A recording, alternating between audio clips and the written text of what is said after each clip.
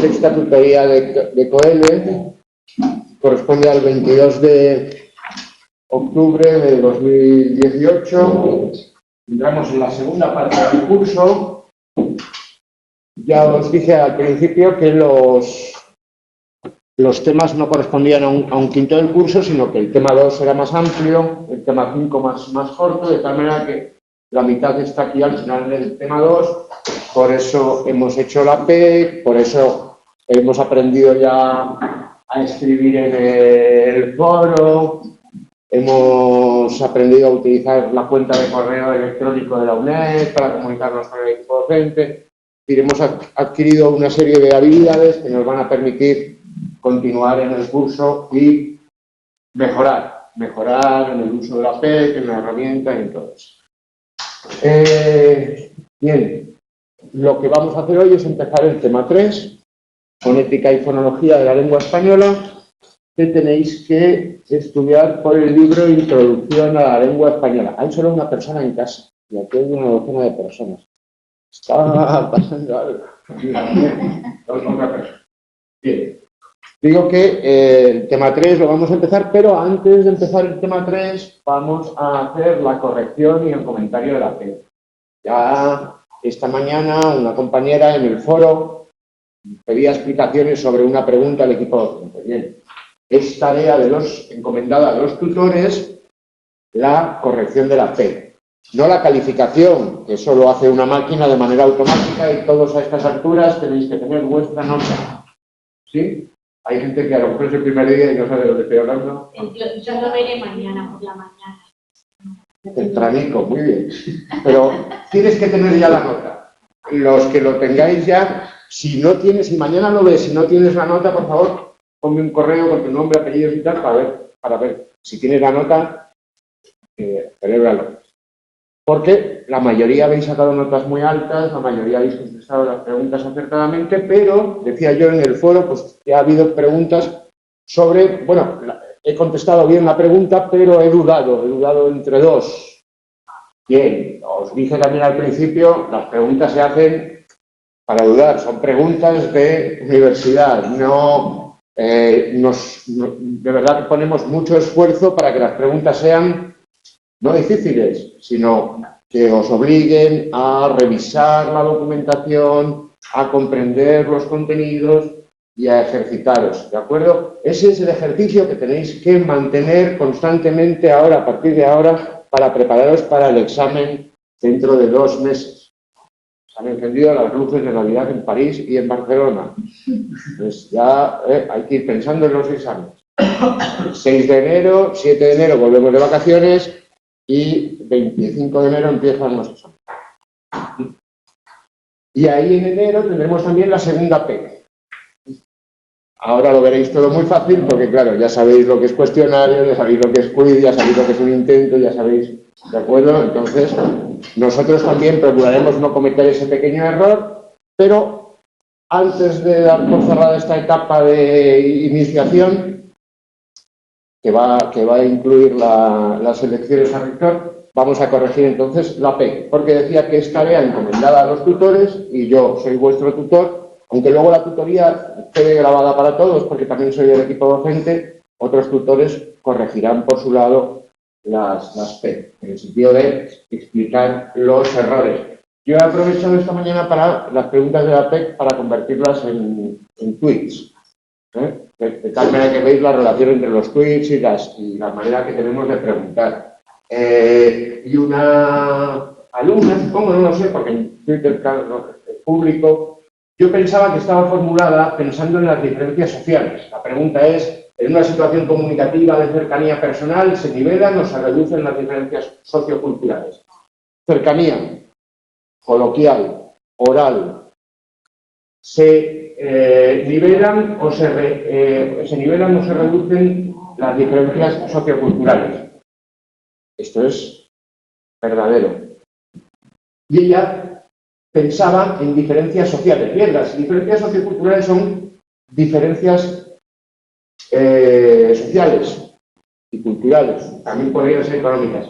Y no son complicadas de nivelar, en realidad, lo hacemos constantemente. A ver, la protagonista de la canción de Cecilia, aquella de dama, dama, de alta cuna, de baja cama, que iba a los test de sociedad y solo hablaba con las señoras de sociedad. No, si solo hablas con gente de tu nivel sociocultural, no te acomodas y puedes tener dificultades.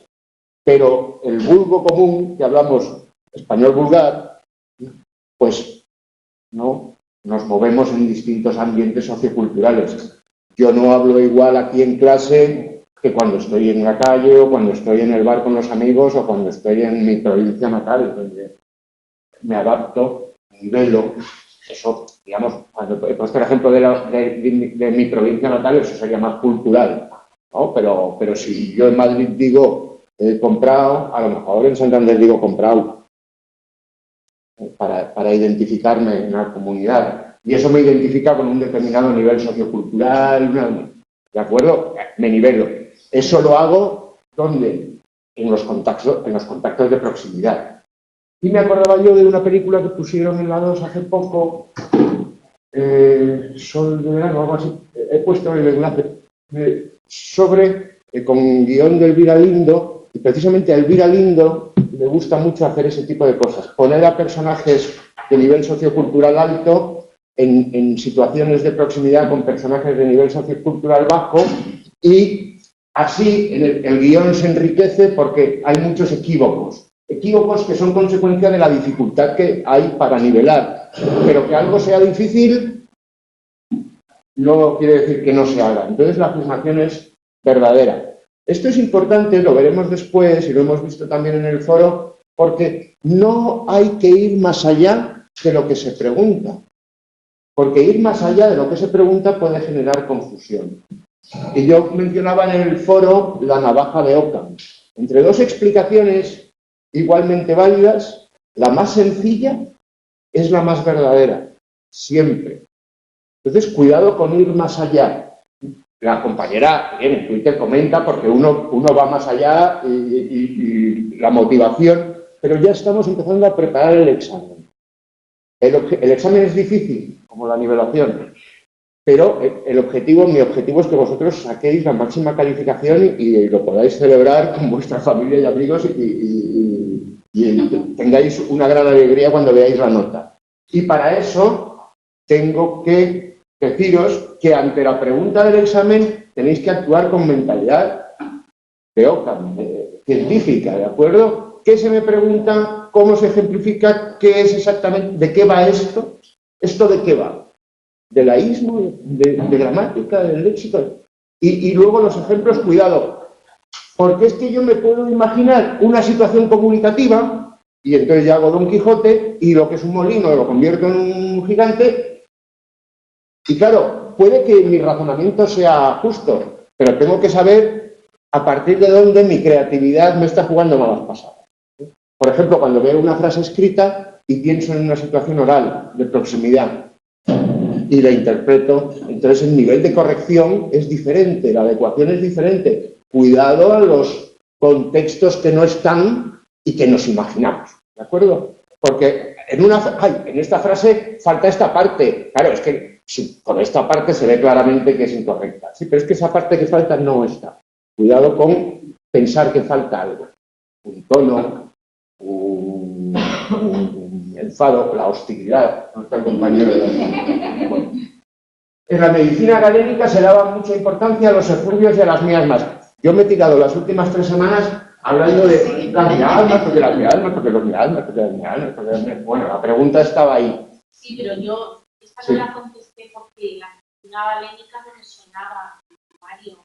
Bueno, la medicina galénica no está, pero la medicina galénica es la medicina premoderna, la medicina de Galeno. Eso, si no entendéis alguna palabra, podéis ir al diccionario de la Real Academia y ahí ves que la medicina es la prosperidad de los griegos, o sea, el cuidado de la salud y la recuperación, y lo galénico es lo referido a Galeno, que era un médico griego helenístico, pues seguidor de Hipócrates, que hizo un resumen, pero eso evidentemente no está en el temario, porque el temario es una reducción didáctica de la realidad entera. La realidad entera no está aquí. Esto no es el Aleph de Borges, es una bolita de 1,5 centímetros donde está contenido todo el universo, pero que no lo puedes mirar porque te vuelves loco. ¿Galeno quién era? ¿Un médico? Un médico, pero búscalo en Wikipedia, Galeno, porque te puedo dar datos. Era griego, helenístico, hizo una recopilación de todos los médicos griegos desde Hipócrates, incluyó el juramento, y entonces la medicina galénica se basaba en los equilibrios entre los 4 humores, que son la sangre, la flema, la cólera y la atrabilis, y si se te sube la atrabilis, entonces te da la melancolía negra, y hay cuadros de Durero que te lo explican. Pero bueno, ahí las miasmas pueden hacer que te suba la atrabilis. En fin, en la medicina galénica se daba mucha importancia a los efluvios, por ejemplo, los efluvios que salen de la tierra, los cadáveres, y a las miasmas, que serían como los virus y las bacterias para la medicina nuestra moderna. Pero ellos se ponían las máscaras y iban con el incienso porque lo de los virus y las bacterias es post-galeno, ¿vale?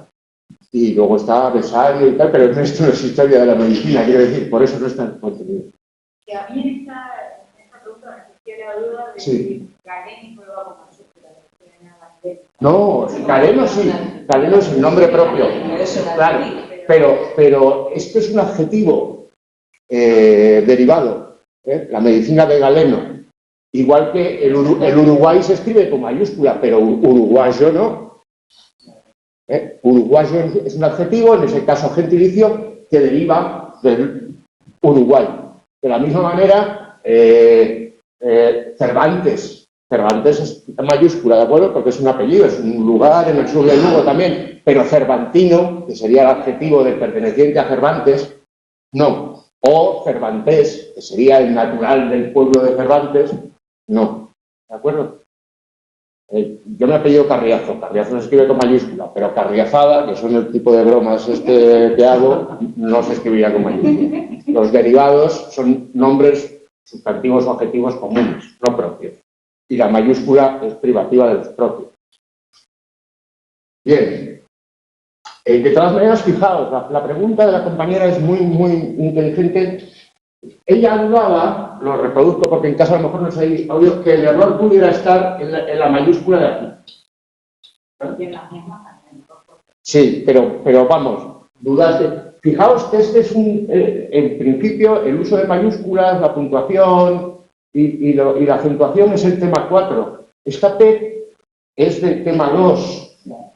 Entonces, eso hubiera sido una errata, pero, ¿de acuerdo? No había errata. En la segunda P se van a preguntar cosas del 3, del 4 y del 5. Es verdad que en el examen la compañera hubiera hecho bien en dudar, porque en el examen puede haber errores mezclados. Puedes decir, esta pregunta va sobre el laísmo y el deísmo, y resulta que hay un error en las comas. Y si tú te obsesionas en pensar sobre una cosa, entonces hay que hacer como ha hecho la compañera ahora, abrir la visión. Cuando he dicho yo, limitaos a percibir lo que tengáis delante. Pero eso sí, percibidlo con todas las dimensiones y con todas las posibilidades, como hace la compañera. El problema estará en que galénico deriva de galeno, que es un nombre propio, y se escribe con mayúscula. No, los nombres comunes, adjetivos en este caso, no se escriben con mayúscula. Eso tampoco lo vamos a ver en realidad en el tema 4. Vamos a ver la ortografía, pero no vamos a ver las diferencias, los diferentes usos de las letras. Bien, este es el cuestionario. 702 cuestionarios.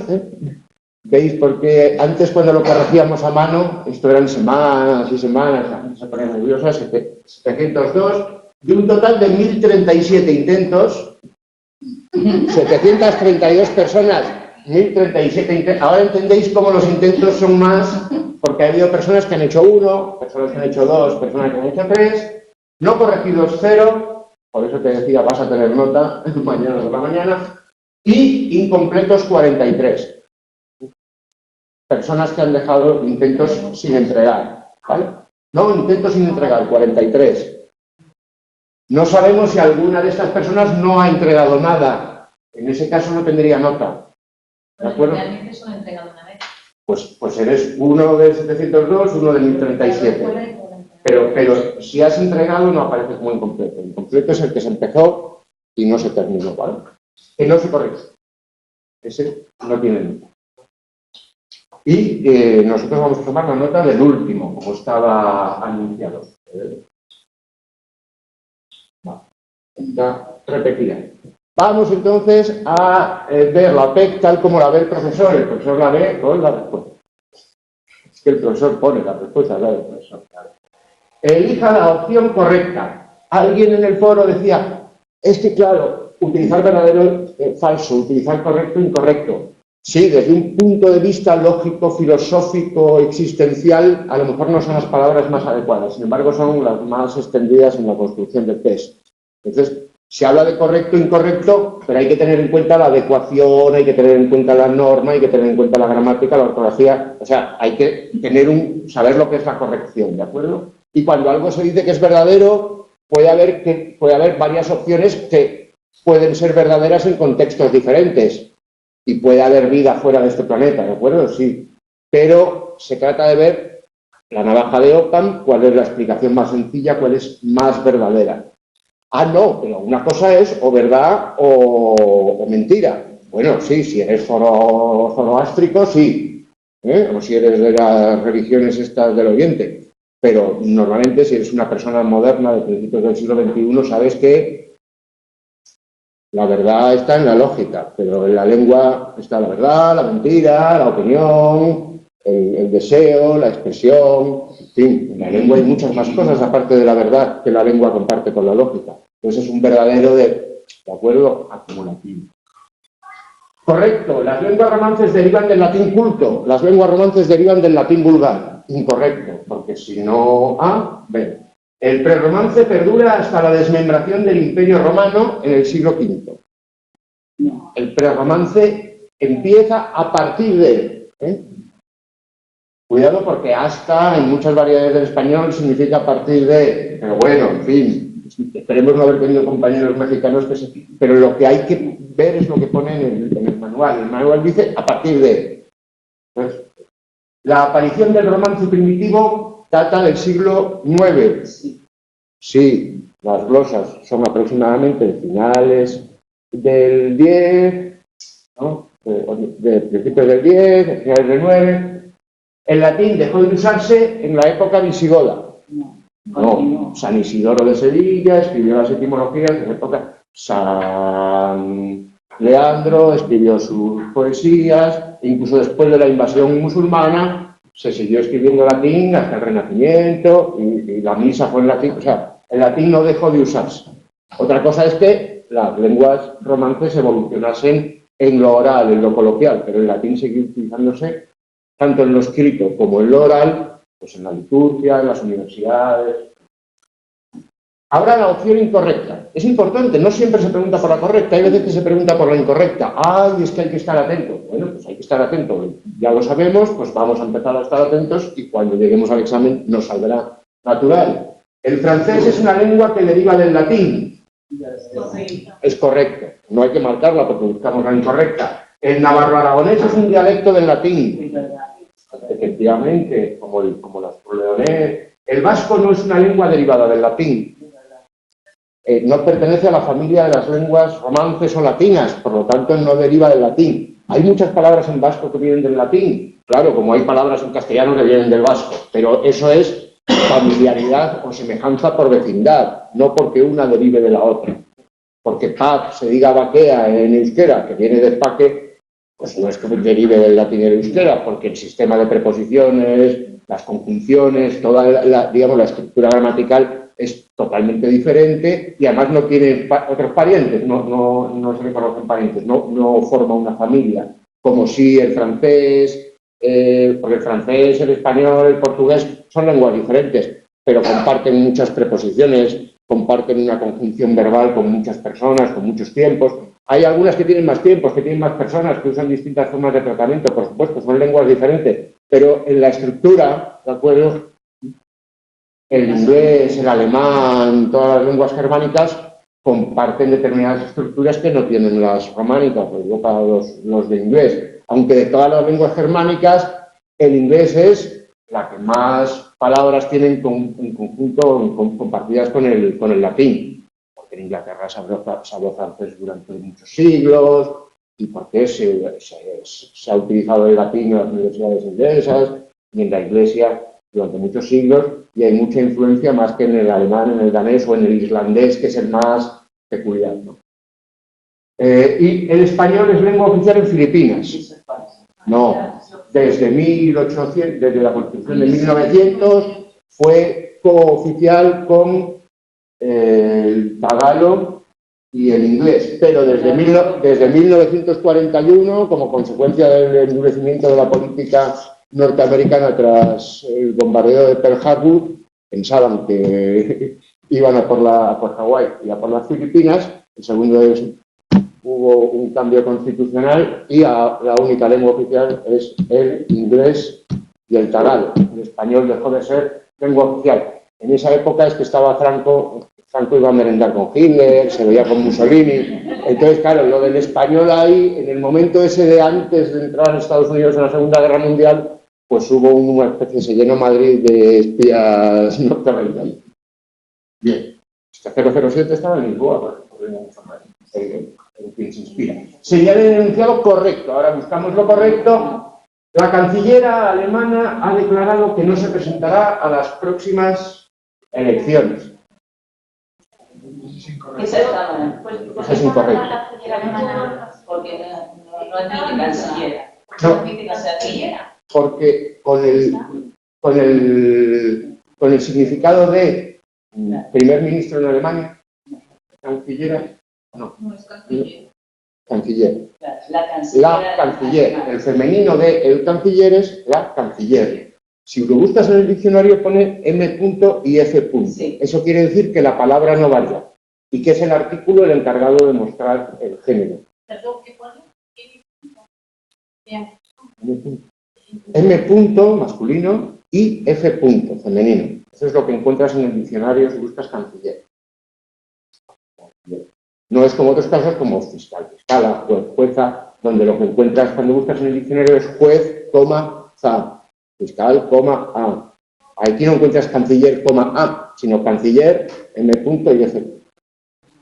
Es un escritor que sus novelas me resultan siempre apasionantes. Bueno, he hecho una pausa muy mala. Incorrecta. Te pone cuyo, cuya. Cuya. ¿Qué ocurre? Que cuya, pues está, digamos, cada vez se utiliza menos. Y se sustituye por quesú. Se llama quesuismo. Cuyo. Las razones por las que cuyo se usa menos, pues bueno, por razones históricas, por influencia de otras lenguas peninsulares, ¿no? Es claramente un catalanismo, un aragonesismo, ¿no? Y hay que recordar aquello que decía en el idioma de los argentinos Borges, de que donde peor se habla español es en España, porque no estamos acostumbrados a hablar con gallegos, con catalanes, con vascos, con andaluces y tal. Esto es un grigay y aquí no se habla bien español. En los años 20. No deja de ser una industria peligrosa en una área densamente poblada. Otra vez, esta es correcta. No, esta está bien. Esa es la correcta. Bueno, Es que es la única que falla se da por Es que no Bueno, es la que señala. Claro. la puedes repetir. Sí. No deja de ser una industria peligrosa en una área densamente poblada. Sí. Esa es la que hay que señalar. Sí, Había que señalar. que es la correcta. Sí, esa es la correcta. Está bien. ¿Qué ocurre? Que ambas formas son correctas cuando la siguiente empieza con atónico, ¿no? Y tú fíjate que el movimiento de traslación de la Tierra, comparado con la esfera celeste, en realidad no es nada. Ahora he hecho las pausas que indican las comas. Esto es importante porque esta frase es la que ha suscitado más dudas. De hecho, esta mañana hablábamos la coordinadora Juanma y yo de que esta pregunta pues, no es la mejor pregunta de la PET, sino todo lo contrario, ¿no? Planteaba una compañera, había leído en el DPB, que existía la posibilidad, claro, aquí el error es que falta, ¿no? Falta fijarse en el verbo fijar, en su conjugación pronominal, tiene un régimen preposicional y no tiene complemento directo, sino que tiene un suplemento ocupado por un sintagma preposicional que empieza por en. Si el núcleo de ese sintagma es una completiva o una oración subordinada, pues empieza por en qué. Fíjate en eso.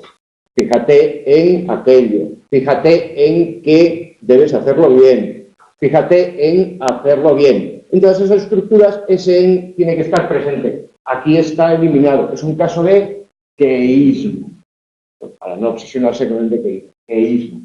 ¿Qué ocurre? Que hay un uso enfático de fíjate como interjección, dice el diccionario panhispánico de dudas. Y yo me acordaba de los programas de fin de año de los 90 de Martes y 13. ¿Os acordáis cómo se titulaban? Fíjate, fíjate, fíjate. He puesto en los años 90, estaba muy de moda la muletilla, en España, vamos, la interjección, fíjate. Fíjate qué guapa. Fíjate qué elegante, fíjate qué madrileña, fíjate qué hermosura, fíjate qué violetas, fíjate qué ramito. Ahí no hay en, ¿de acuerdo? Ahí no hay en. Y lo dice la academia. En un uso enfático se dice sin en. Pero el énfasis es propio de la lengua oral.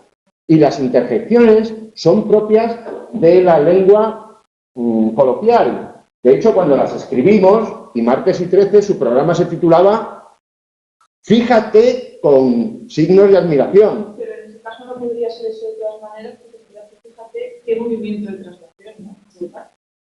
Bien, sí. Primero, el énfasis no solo es una cuestión de oralidad, también afecta al orden de los elementos. Cuando una construcción es enfática, se dislocan el sujeto y el verbo, porque lo que nos focaliza es el verbo. Lo que nos dice esto es una interjección, es fíjate. Y la interjección empieza con el verbo. Fíjate tú que el movimiento de traslación de la Tierra, fíjate tú qué guapa, fíjate tú. Aquí tenemos tú, fíjate. ¿Qué es un orden? Cuidado.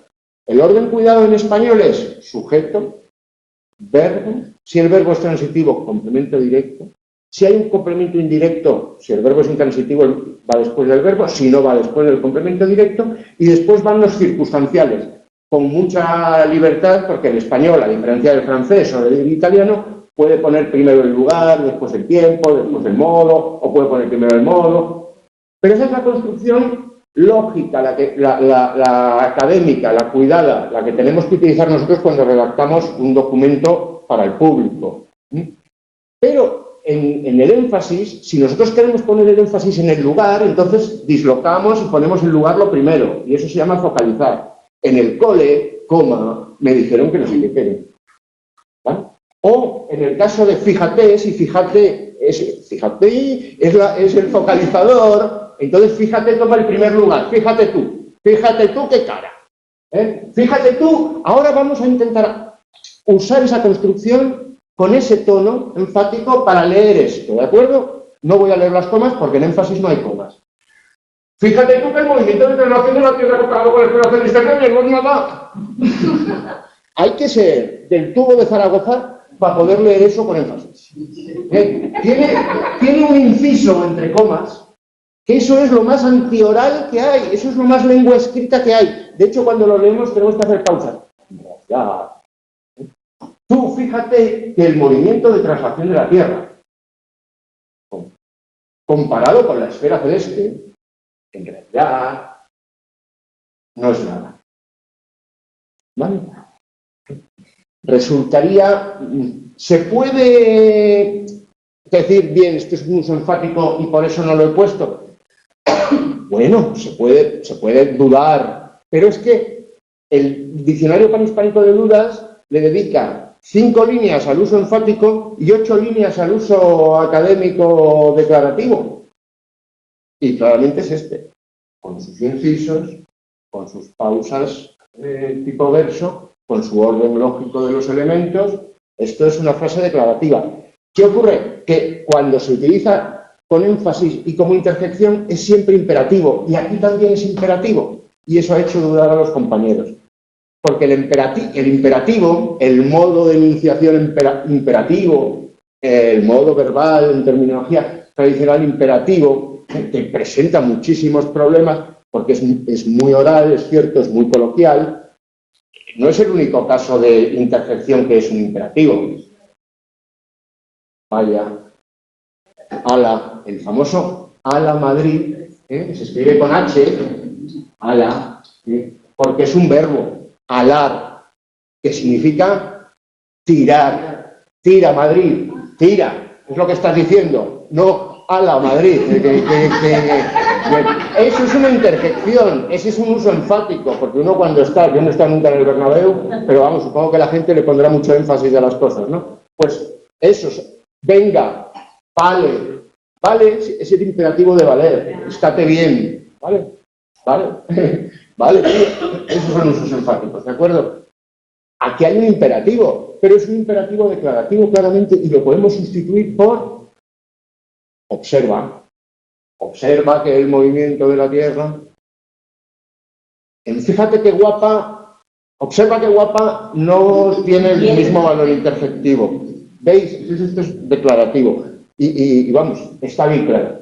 Que no está mal que nos lo planteemos, ¿de acuerdo? Porque estamos empezando el tema 3 y en el tema 3 vamos a ver la entonación, vamos a ver los tonemas y vamos a ver el énfasis y vamos a ver los modos de la enunciación. Porque no es igual la entonación si la enunciación es imperativa, afirmativa o interrogativa.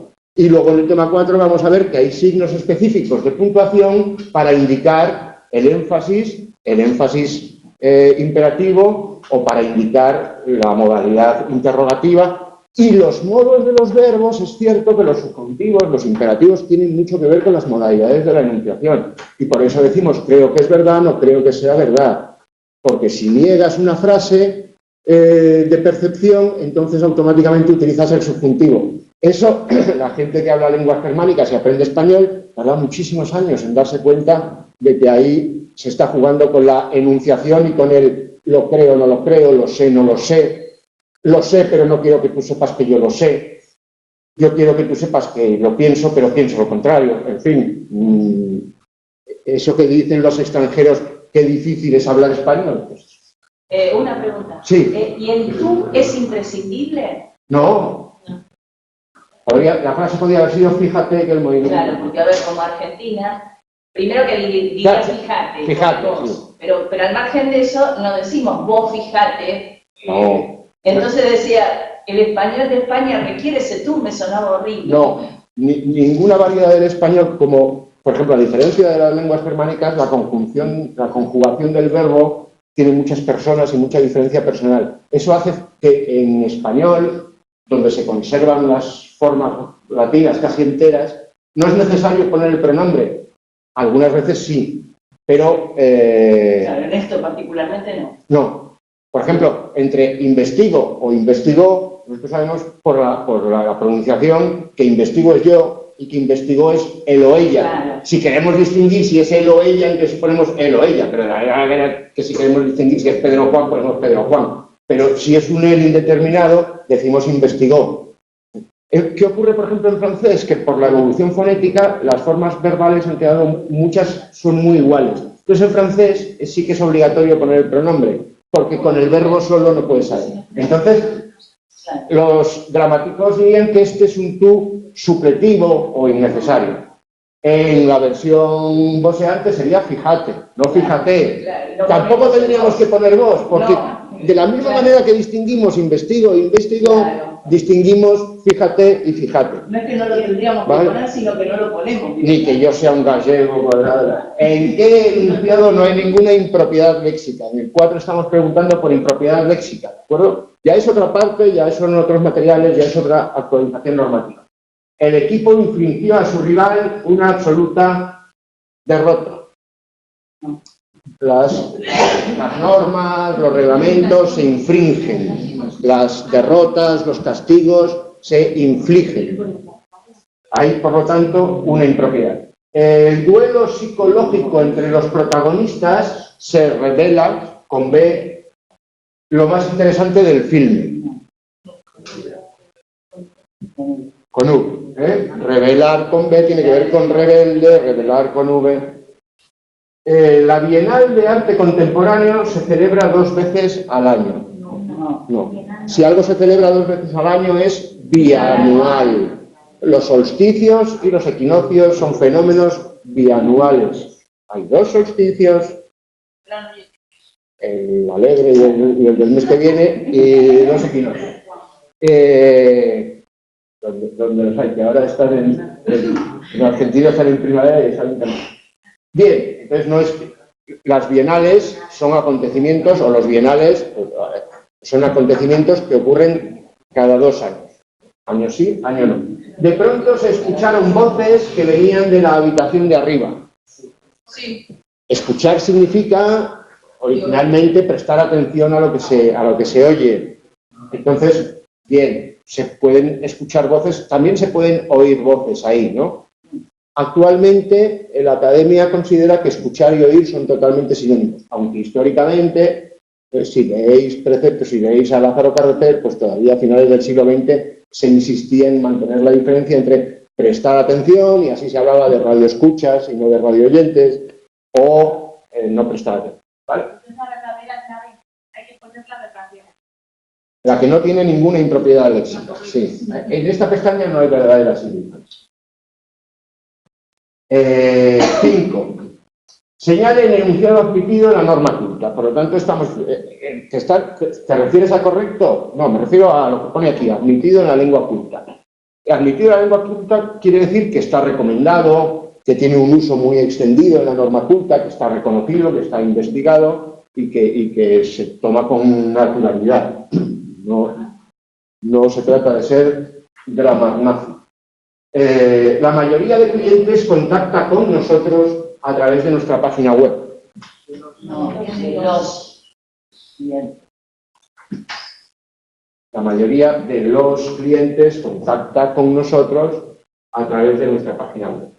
Decidió que al día siguiente hablaría en la empresa con la asistente del director general. Sí. La asistente. También se puede decir la asistenta, de las 2 maneras. Lo que pasa es que se prefiere, mucha gente, en la norma culta prefiere la asistente, porque la asistenta tiene connotaciones de trabajadora de hogar, o durante mucho tiempo, en muchas variedades, se designó así solo a las trabajadoras del hogar. Entonces, por eso, ese masculino, digamos, esa forma masculina con el artículo femenino, pues sigue teniendo vitalidad y sigue siendo reconocida. Pero también la asistenta sería admitido. Pero en la otra, en el otro concepto. En el otro concepto, claro, en el otro concepto desde luego que sí. Habría que aclararlo, es el problema. Por eso la norma culta y por eso la gente sigue utilizando esto, porque esto te evita tener que aclarar, claro, porque no sabemos si el director tiene una trabajadora doméstica contratada o el director tiene una ayudante o el director tiene ambas cosas y no sabemos a cuál de las 2 nos se está refiriendo. Entonces, por eso, digamos, la norma culta es conservadora, que son unos carcas. Bueno, es que hay veces que hay que permitir a la gente economizar y evitar tener este tipo de aclaraciones, ¿no? El otro día en La Sexta entrevistaban a Pérez Reverte y hacía muy buenas, el sábado por la noche, hacía muy buenas afirmaciones sobre eso, sobre que está bien cambiar, que las cosas se pueden decir de muchas maneras, pero que hay situaciones y hay interlocutores con los que es mejor evitar posibles ambigüedades o tener que dar aclaraciones que a lo mejor en ese momento no tienes tiempo o ganas de dar, y entonces vas por la directa y dices, aquí no hay posibilidad de ambigüedad. Creo que el ejemplo fijarse en el imperativo aparece en el manual Saber Hablar como ejemplo de queísmo. En efecto, lo dice el compañero o la compañera Iarana. Claro, todas estas preguntas están en los materiales. Yo no estoy haciendo referencia a los materiales porque los hemos visto en las últimas semanas, pero los ejemplos están muy inspirados, son todos nuevos, porque es muy fácil, la lengua es plástica y por lo tanto permite crear, pero digamos que lo que aparece en los materiales es lo que os permite interpretar las preguntas.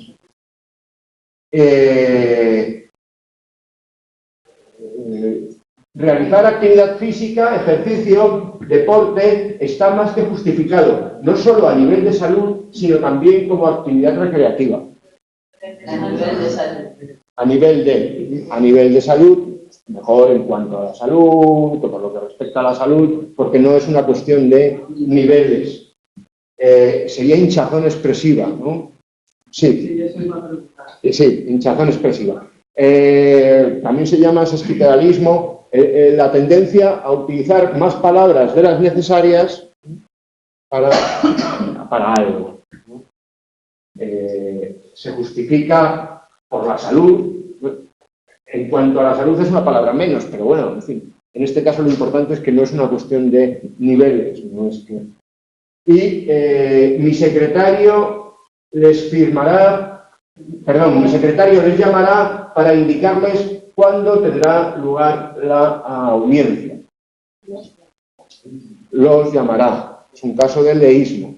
El leísmo está admitido en la norma culta. Están preguntando por la norma culta, por eso hago referencia a la norma culta, solamente en el caso de referente masculino, singular, persona.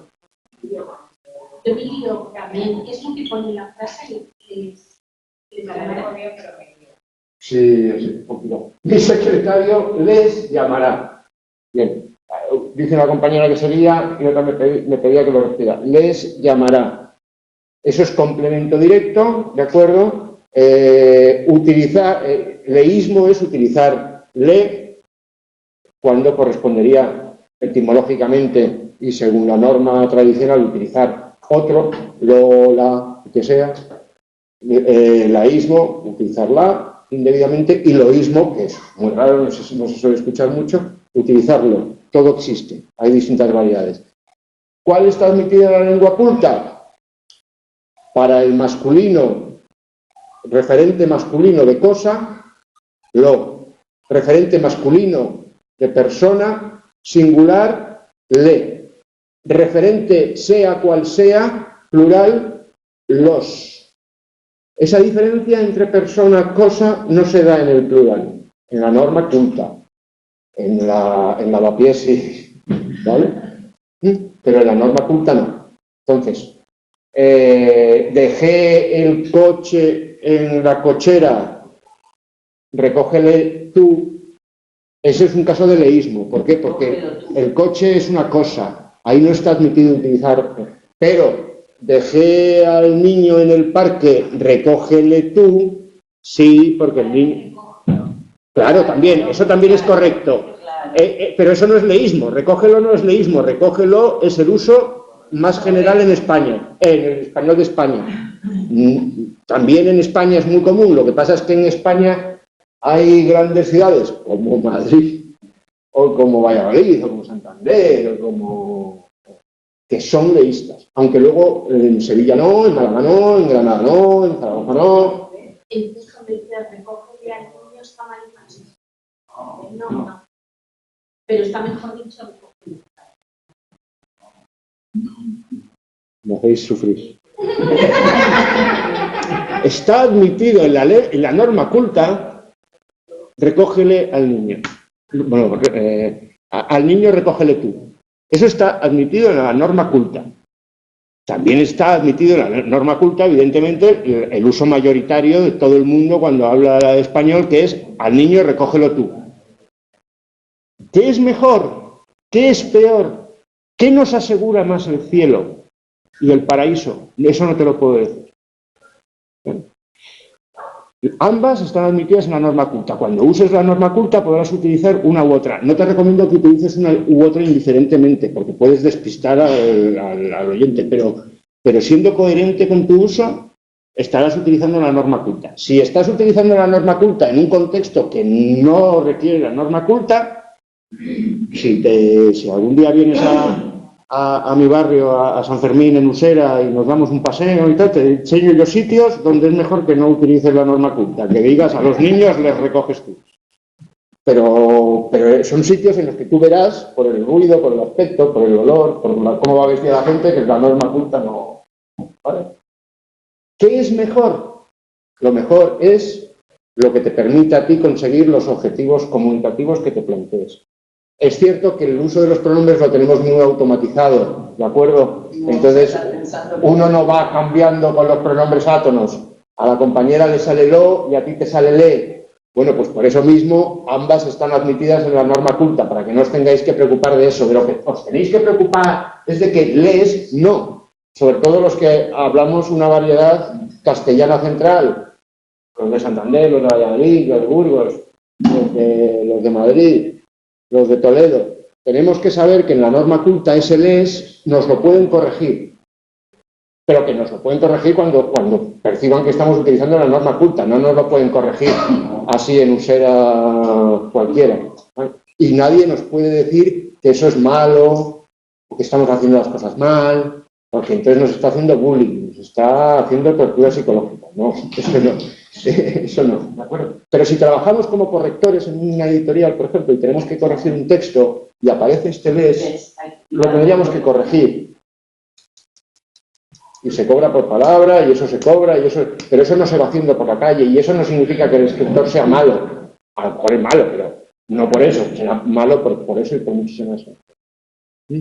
Entonces, ya acabamos el tema 2 y ya vamos viendo, ¿no?, que la lengua es un bloque con mucha variedad, con varias posibilidades, y la norma culta es una sección de eso, que tiene unas características históricas, socioculturales y tal, y que no pasa nada, que está ahí como está el español de la Isla del Hierro, que al chivo se le llama baifo, pues ya está, baifita. Entonces, un examen, un les,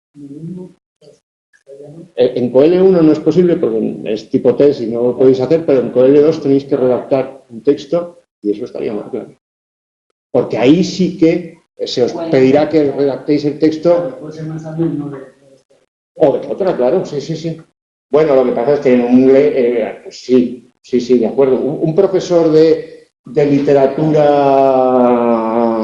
del siglo de oro, si cometes este tipo de leísmos, me he leído todos los libros del programa, me los he leído. Pues el profesor te puede decir, no, ese les no me lo pongas en un examen o en un trabajo fin de grado, por ejemplo. Porque en un trabajo fin de grado hay que escribir de acuerdo con este principio. Claro, o en una PEC, exacto. En ese tipo de textos, en ese tipo de contexto, ahí sí que podemos decir que hay cosas que están bien y que están mal. ¿De acuerdo? Porque mi objetivo, cuando le escribo a un profesor o escribo un TFG para un tribunal, mi objetivo es causar buena imagen y dar la impresión de que yo conozco este tipo de cosas. Por eso, nada más llegar a la universidad en octubre, el primero, ahí estamos con estas cosas. Y luego en COL2 lo seguiréis practicando y lo seguiréis. Pero en COL2 tampoco os van a decir lo que es el bien y lo que es el mal. Para eso hay que leer El paraíso perdido de Milton, para los que sois de inglés. No es el asunto. Como la medicina académica, podemos hacer excursos, pero... La siguiente, ¿qué enunciado presenta un uso léxico no admitido por la norma actual? Norma actual, uso léxico, la norma actual, Diccionario de la Asociación de Academias de la Lengua, Real Academia Española, Diccionario de la Lengua Española 2014, eso es lo que, en nuestro caso, actualización normativa del léxico.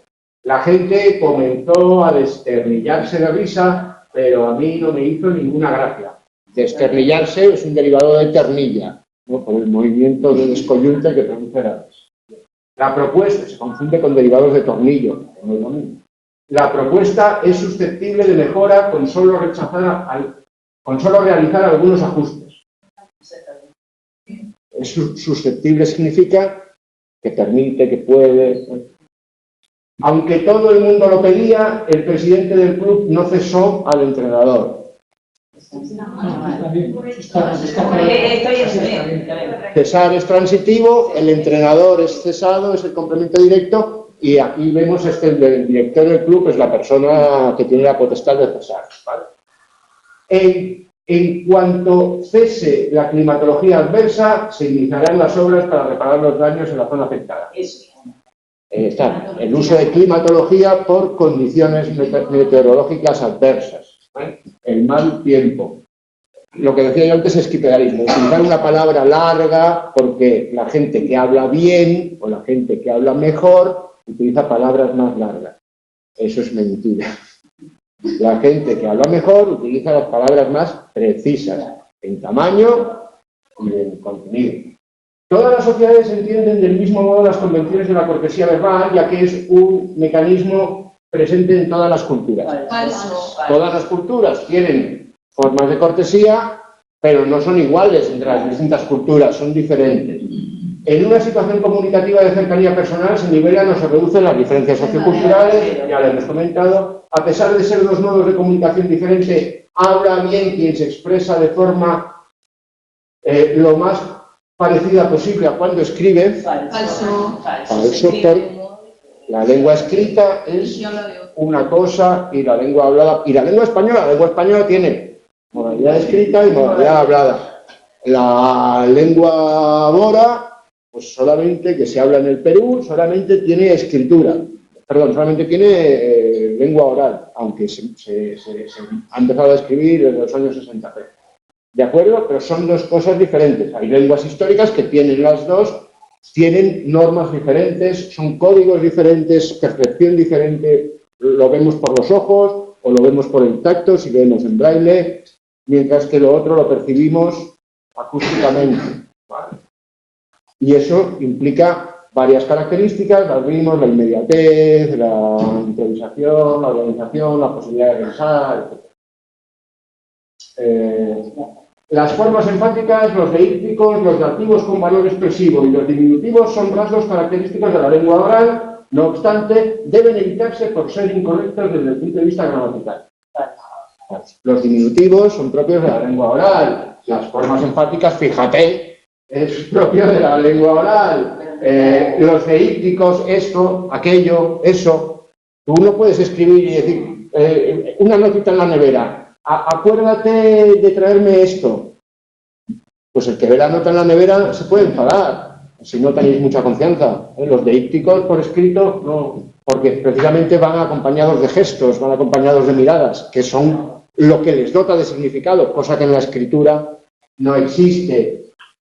Y los dativos con valor expresivo, como era el anuncio del Corte Inglés hace 2 años, quiéreteme, quiéreteme. Ahí, esos pronombres detrás, quiere a ti mismo, tú, quiere a ti mismo en mi beneficio. Es decir, cómprate ropita en el Corte Inglés, quiéreteme. El mensaje publicitario es maravilloso. Bien, ese dativo, ese me, en beneficio de yo que te lo digo, en beneficio del Corte Inglés, ese me, o cómeteme la cena, cómete la cena, porque yo tengo que recoger el plato, por lo que sea, ¿no? Eso es propio de la lengua oral, ¿de acuerdo? ¿Lo podemos ver escrito? Sí, porque la lengua oral se puede escribir, como se puede escribir las fórmulas matemáticas. La escritura no sirve solo para hacer lengua escrita, literatura, poesía, sirve para hacer fórmulas matemáticas. Hablar bien consiste exclusivamente en formular enunciados correctos desde el punto de vista gramatical. Falso. Eso sería hablar correctamente, pero hablar bien es mucho más que eso, es adecuarse al contexto, etc., ¿no? Entonces, ¿esto es verdad? Sí, es verdad, pero es una parte de la verdad. Por eso decía yo, cuando es verdadero o falso muchas veces es cuantitativo. Cuando se le dice, diga usted la verdad, solo la verdad y nada más que la verdad, es que cualquier cosa que no sea toda la verdad o nada más que la verdad ya no es la verdad. Que tampoco quiere decir que sea una mentira, ni que sea una cosa mala, pero ya no es la verdad. Entonces, hablar bien consiste exclusivamente, fijaos que pone aquí exclusivamente, ese exclusivamente no está en BRI, pero se añade exclusivamente por si alguien se queda con la parte por el todo. Identificar corrección oral con corrección en la pronunciación es un error habitual que debe evitarse. Verdadero. La pronunciación cuidada, la ortología, la ortografía, tienen que ver con la logopedia, ¿de acuerdo? Pero hablar bien no es eso, no es pronunciar de manera clara. Por eso cuando alguien dice, es que qué mal hablan los de Cádiz, qué mal hablan los de Cádiz, porque es que no hablan claro. Bueno, cuidado, están pronunciando su variedad y ellos entienden perfectamente y nosotros también les entendemos. Otra cosa es que escuchas a Camarón y de rajeándolo cuerda de fuga a lo que tú puedas llegar a oír ahí, pero ahí hay melismas, ahí hay canción, ahí hay entonación, ahí hay mucho más que pronunciación, ¿de acuerdo? Pero alguien, porque utilice una variedad, no como no utiliza la mía y yo no la entiendo bien, el problema lo tiene él, no, el problema lo tienes tú, porque tú percibes de acuerdo con tu sistema. Y por eso un sistema que sea muy ajeno al tuyo te puede provocar interferencias. Ahora verás tú si te interesa o no te interesa, si tienes algún objetivo comunicativo que conseguir con esa persona, o si te gusta escuchar al camarón. Si no te gusta cómo pronuncia, pues te pones a Paco de Lucía y tienes al Cádiz sin pronunciación. Pero pronunciar de una determinada manera depende de la variedad que estemos usando. No hay un estándar de pronunciación que sea común a todos. Hay varios estándares.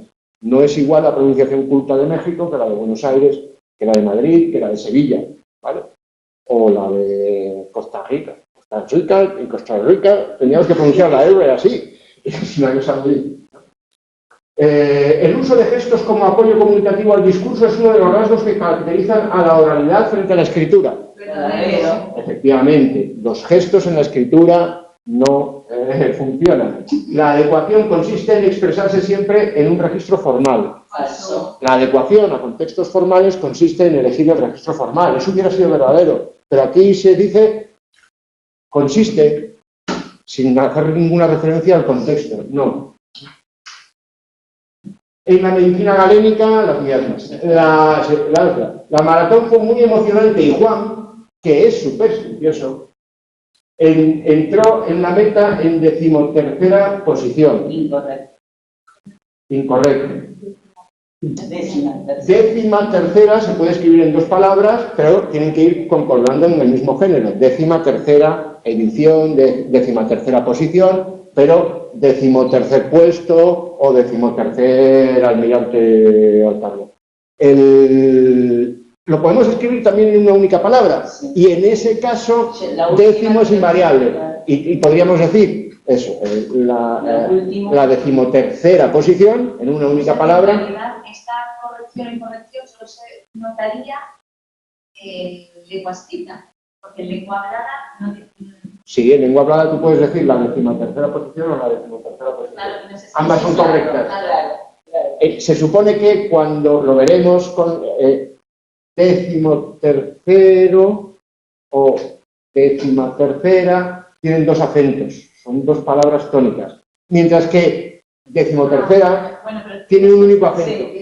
Por eso también se le quita la tilde. Hay que estar muy atento, hay que hacer un espectrógrafo y se observa. También es una cuestión de frecuencia, también depende de la prisa que tengamos, de las cervezas que nos hayamos tomado, puede depender de muchos factores, si acentuamos o no acentuamos los grupos.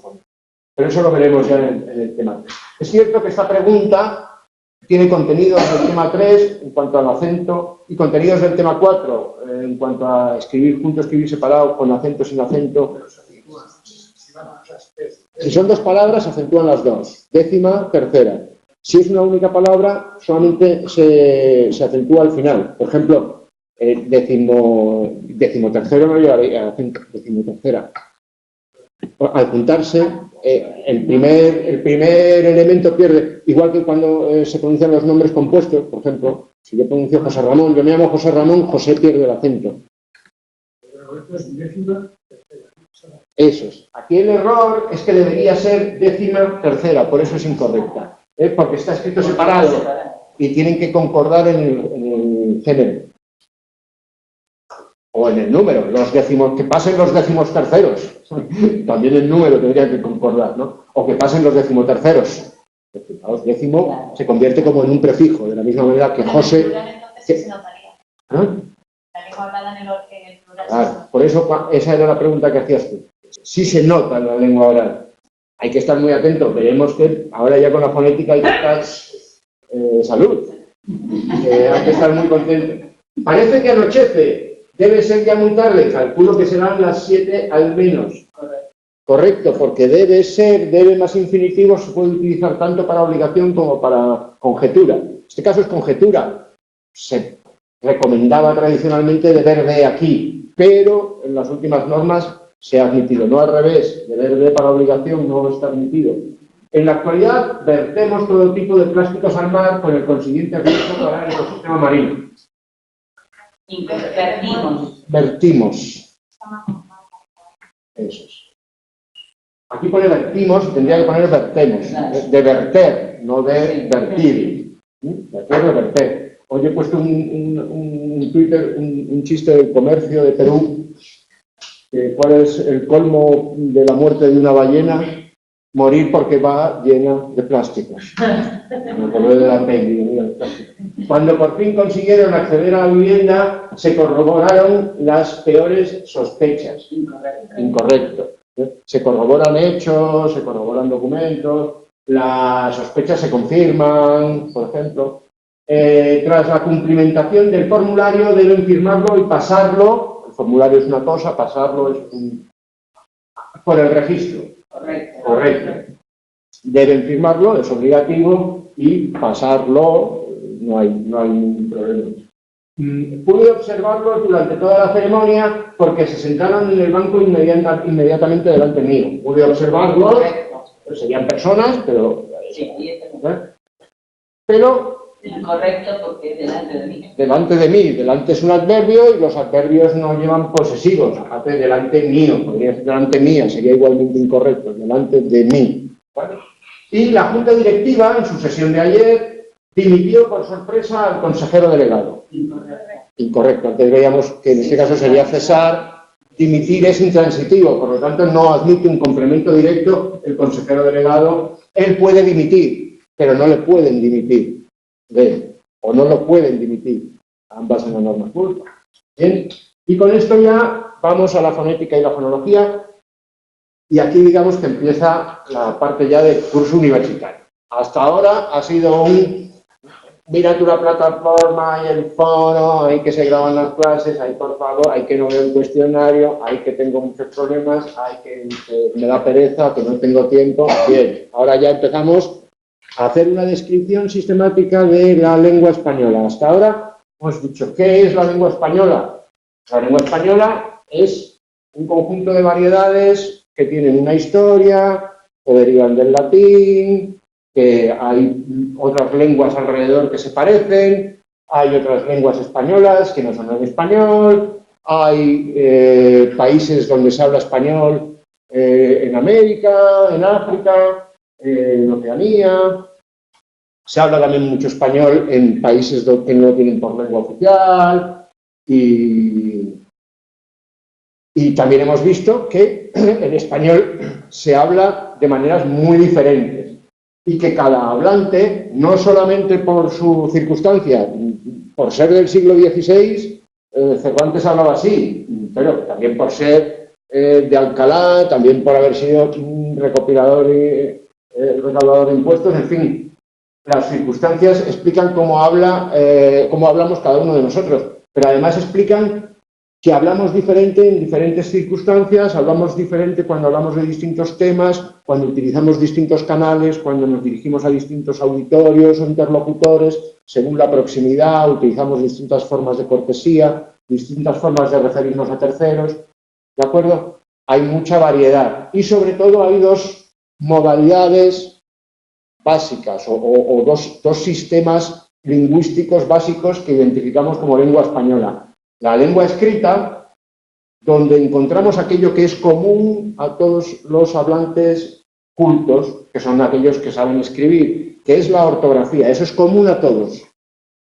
La ortografía la utilizamos todo igual. No quiere decir que no haya variedad, porque podemos escribir vídeo o video, y ambas son correctas, ¿de acuerdo? Y podemos pronunciar vídeo o video, y ambas están admitidas en las distintas normas cultas.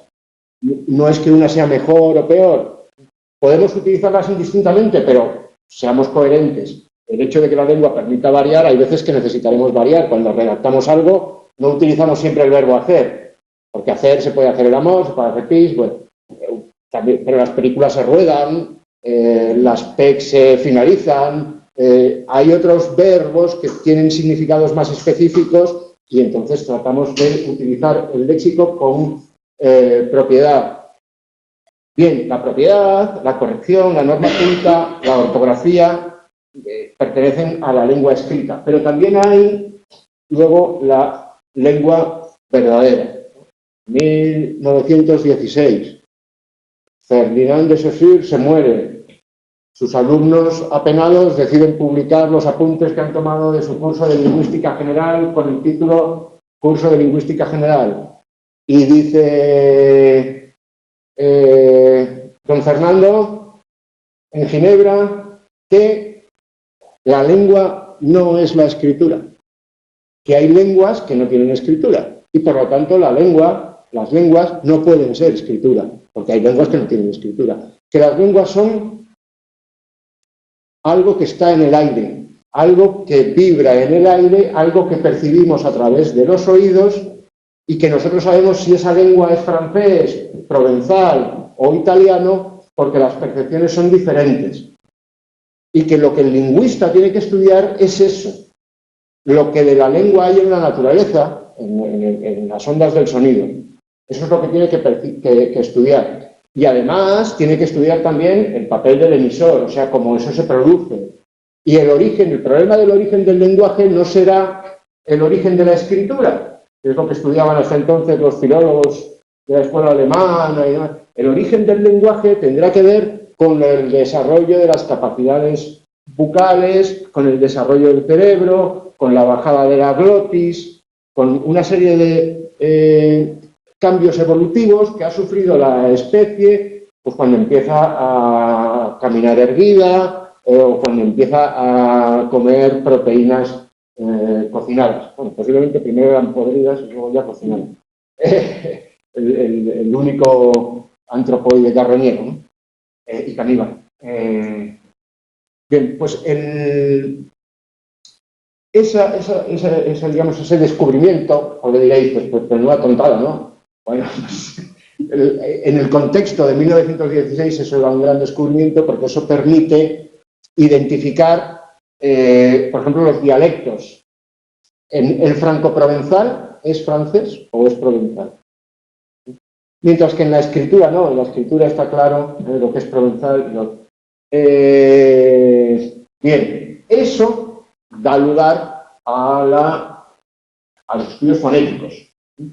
Estudios que tienen que ver con las ciencias de la naturaleza. Es decir, se utilizan aparatos que miden la onda del sonido para ver las estridencias y se comprueba que las consonantes son estridentes y las vocales no. Hay ciertas características del sonido que estudia la física que sirven para distinguir las vocales de las consonantes y luego hay consonantes que tienen una vibración adicional y son sonoras y hay consonantes y todas las vocales son sonoras, no existen vocales no sonoras. Tiene que ver, por lo tanto, con la ausencia de estridencia y precisamente las vocales sonoras son las que menos estridencia tienen. Nosotros, las estridentes del castellano son sordas todas, la Z, la S, la F. Y no tenemos V, no tenemos S, no tenemos Z, las equivalentes. Mientras que P, B, T, D, esas tienen poca estridencia y entonces hacemos la sonoridad. A, E, I, O, U, y A, E, I, O, U, todo eso es sonoro. La vibración. Eso es la fonética.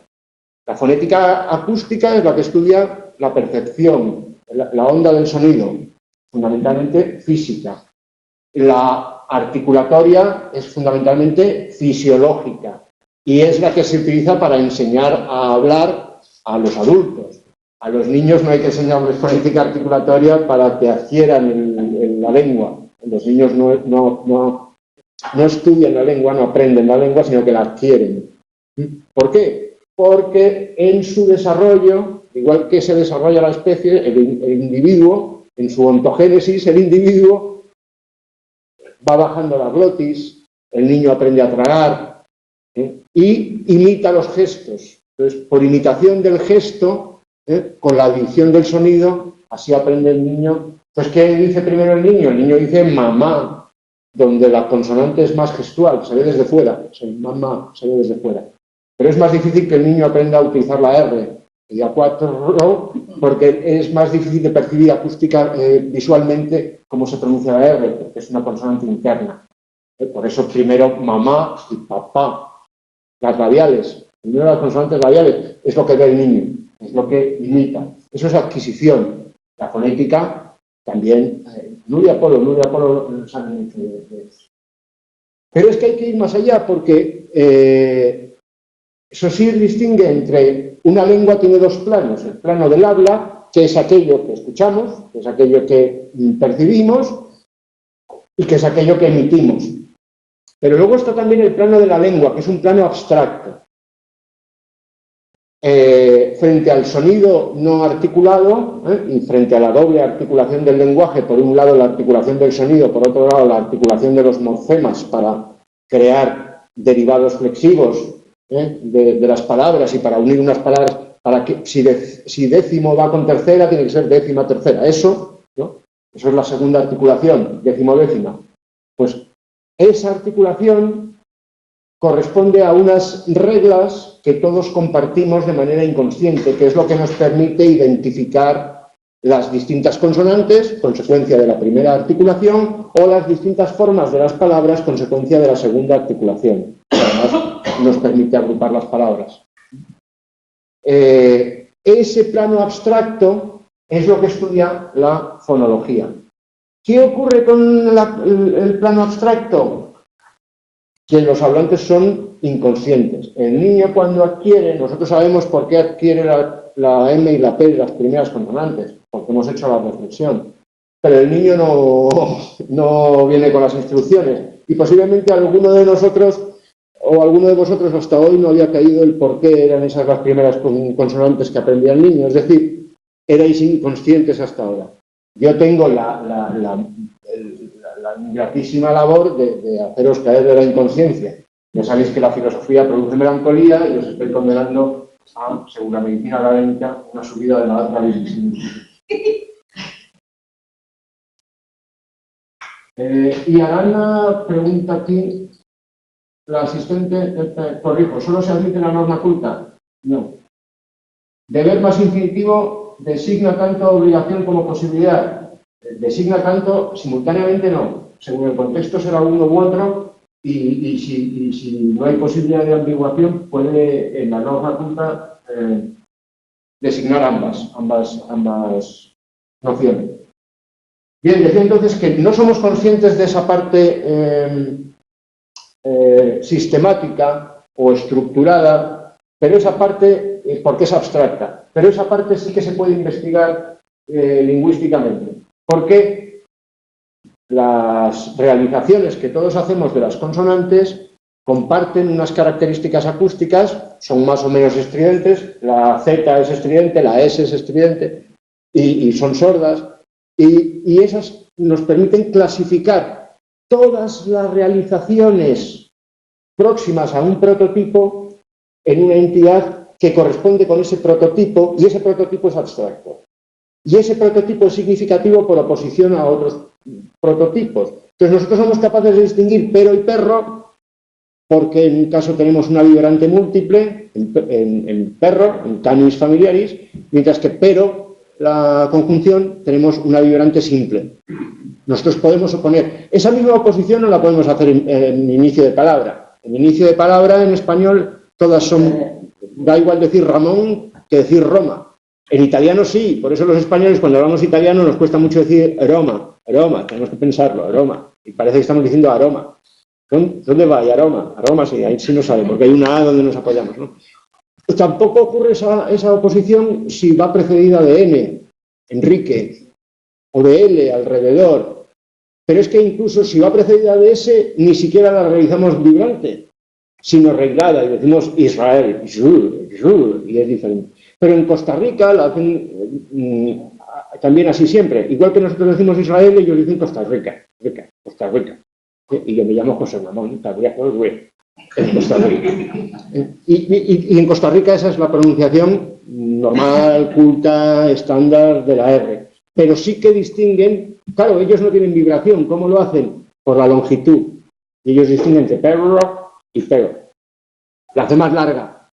Y sustituyen una oposición por otra. Todo eso es sistemático.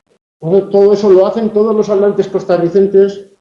Si cogemos las distintas pronunciaciones y las clasificamos en grupos, eso es una abstracción, ¿vale? Esos son los fonemas frente a los sonidos, que es lo que tenemos en el habla, y las grafías, que las grafías son las letras que corresponden a la letra escrita.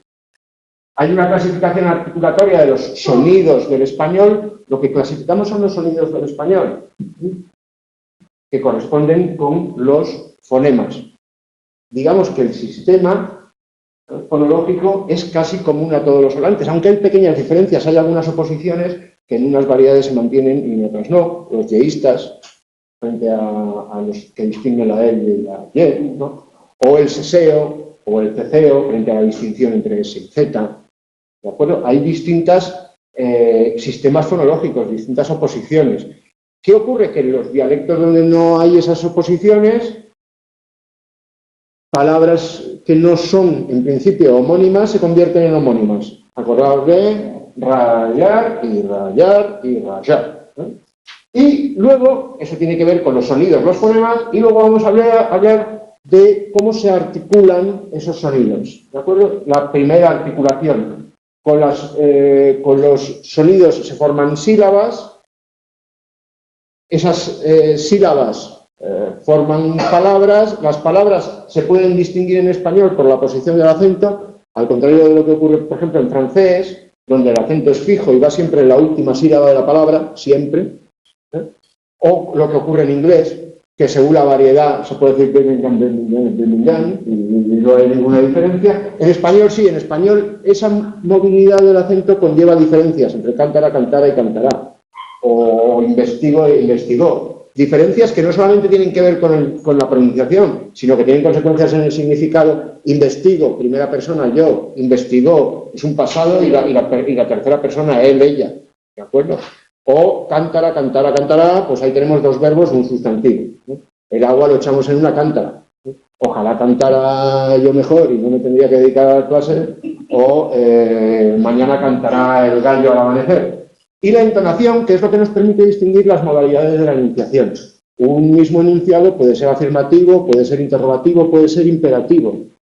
¿De acuerdo? Son modalidades de la enunciación que tienen que ver con la entonación. La entonación final será ascendente si es interrogativo, será descendente si es afirmativo o estará suspendida si es imperativo. La final, pero también al principio tendrá que haber una sílaba tónica que marcará un acento de inicio hacia arriba, en el caso de las interrogativas. Por eso qué, cómo, cuál, cuándo llevan acento, cuando son interrogativas, exclamativas, para marcar que es que tiene que ser tónica porque es necesaria una sílaba tónica ahí. Mientras que las afirmativas pueden empezar por un artículo, no necesitan una sílaba tónica al principio porque empiezan desde un arranque bajo.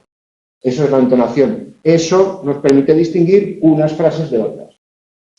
Vas a venir, vas a venir, vas a venir. ¿No? ¿Vale? Ese vas a venir puede ser una orden, vas a venir, puede ser una afirmación, vas a venir, o puede ser una pregunta, vas a venir. Fijaos que la diferencia está en ese venir, es tónico siempre, pero hacia arriba o de salida o hacia abajo, ¿vale? Y ese vas es tónico siempre, pero ese vas a venir, tónico, tónico. Eso es el énfasis. Bueno, muchas gracias. Estoy cansado. Ha sido una clase aburrida, ya lo siento, pero empieza la cosa y ahora nada. Pues si os parece, el próximo día ya vamos con la fonética. Si os acordáis, podéis ver la historia de las letras y ya de la fonética entramos directamente a la ortografía. ¿Vale? Bueno, hasta la próxima.